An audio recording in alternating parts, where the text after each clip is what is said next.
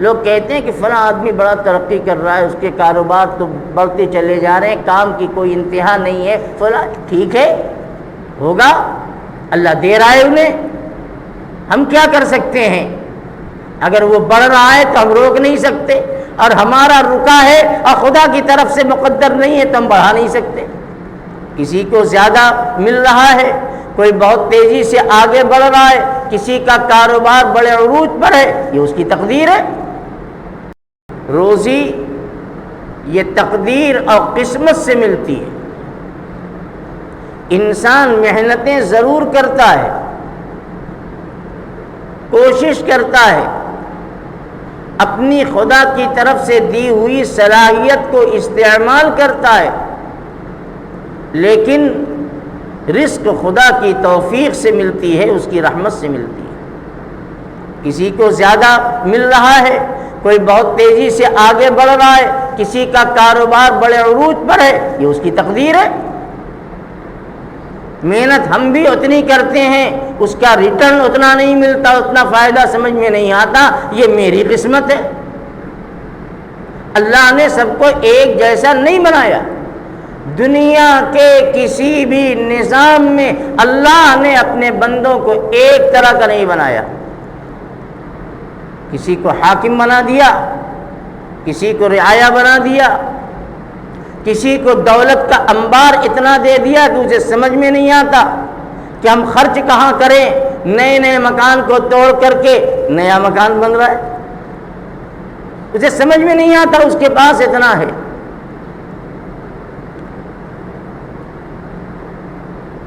ایسے بھی لوگ ہیں، اور دنیا میں نظر اٹھا کر دیکھو، کچھ ایسے بھی کتنے تمہیں ایسے ملیں گے، بلکہ زیادہ ایسے ملیں گے کہ جن کو اپنی جائز ضرورت کے پورا کرنے میں بھی سوچنا پڑتا ہے، صحیح سالم رہنے کا کمرہ اور مکان بھی انہیں نصیب نہیں۔ اور کچھ وہ ہیں جن کے پاس محل جیسے مکان، ایک نہیں کئی مکان۔ یہ اللہ کا نظام ہے، اللہ نے بنایا ہے اپنے بندوں کے اندر یہ فرق مراتب۔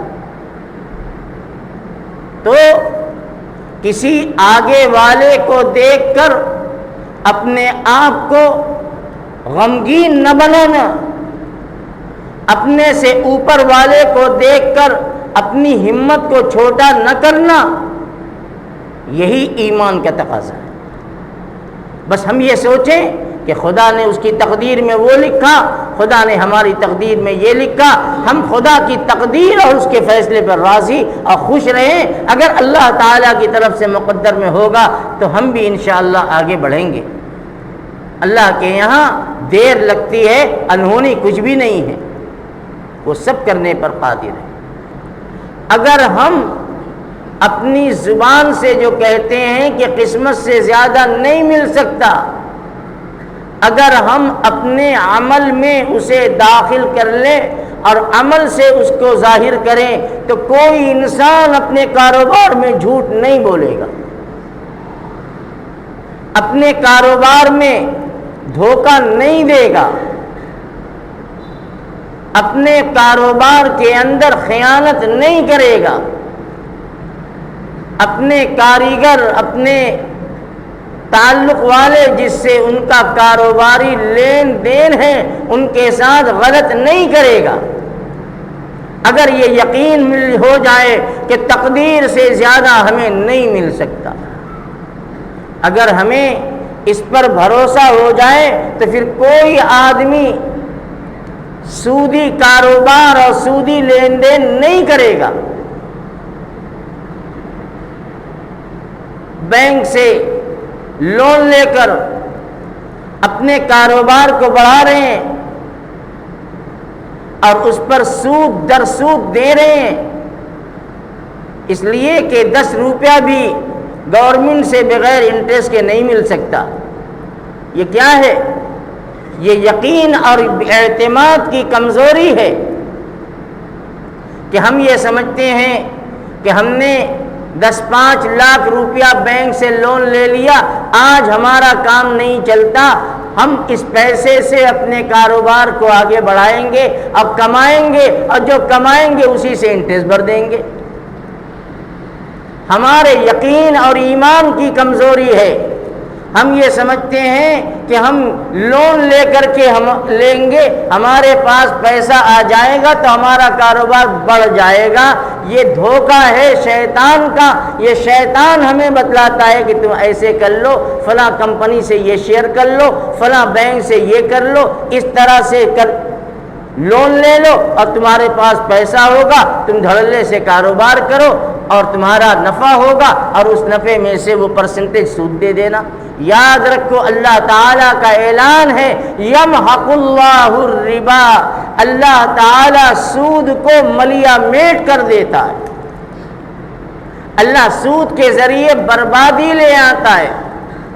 رسول اللہ صلی اللہ علیہ وسلم نے ارشاد فرمایا کہ سود کے ذریعے روزی کی برکتیں ختم ہو جاتی ہیں۔ ہمیں نظر تو آئے گا کہ ہم اتنا کما رہے ہیں، ہمارا ٹرن اوور اتنا ہے، ہماری چلانی اتنی ہو رہی ہے، دھندا اتنا ہو رہا ہے، لیکن بعد میں اس کا انجام یہ ہوگا کہ ہاتھ کالا کے کالا ہے۔ اس یقین کو اپنے دل میں بٹھاؤ کہ ہم 100 روپے ہمارے پاس ہیں، ہم 100 روپے کا کام کریں گے، اللہ کی طرف سے اگر مقدر میں ہوگا تو یہی 100 ہمارا بڑھ کر ہزاروں اور پھر 1000 سے لاکھوں تک پہنچے گا۔ اور دنیا میں ایسا ہوا ہے، ایسا ہوا ہے، یہ کوئی انہونی بات نہیں ہے کیسا نہیں ہوا، لیکن یقین ہونا چاہیے کہ اللہ کی طرف سے ہمارے لیے روزی جو مقدر میں لکھ دی ہے، اس روزی سے مقدر سے ایک دانہ آگے ہم نہیں بڑھ سکتے۔ اب کس کی تقدیر میں کتنا لکھا ہے، کیا لکھا ہے، یہ اللہ کے علاوہ کسی کو معلوم نہیں۔ انسان کے دل میں کبھی کبھی احساس پیدا ہوتا ہے کہ ہم اللہ کے لیے نماز بھی پڑھتے ہیں، روزہ بھی رکھتے ہیں، خدا کی توفیق سے زکوٰۃ اور صدقات بھی دیتے ہیں، حج بھی کرتے ہیں، عمرہ بھی کرتے ہیں، غریبوں کی مدد بھی کرتے ہیں، یہ سارے کام تو ہم کرتے ہیں، پھر بھی جو کچھ نہیں کرتا وہ بڑھ رہا ہے اور ہم جہاں کی تہاں ہیں۔ اللہ نے قرآن میں اپنے نبی کو مخاطب فرمایا، اور نبی کو مخاطب کیا، اصل میں تو ہم مخاطب ہیں، کمزور یقین والے مخاطب ہیں۔ اللہ نے فرمایا وَلَا تَمُدَّنَّ عَيْنَيْكَ إِلَىٰ مَا مَتَّعْنَا بِهِ، اے پیغمبر آپ ان لوگوں کی طرف نظر اٹھا کے بھی مت دیکھیے گا جن کے پاس ہم نے دنیا کے خزانے دے دیے، جن کو ہم نے دنیا کی دولت کے انبار دے دیے ہیں۔ نبی کو اللہ مخاطب کر رہا ہے کہ ان کی طرف نظر اٹھا کے بھی مت دیکھنا۔ ہم نے کیوں دیا ہے؟ اللہ فرماتا ہے زہرۃ الحیات الدنیا، یہ تو دنیا کی 4 دن کی چمک دمک ہے، پھر تو خالی ہاتھ آئے ہیں اور ہاتھ ملتے ہوئے خالی چلے جائیں گے، یہ عیش کرنے کے لیے۔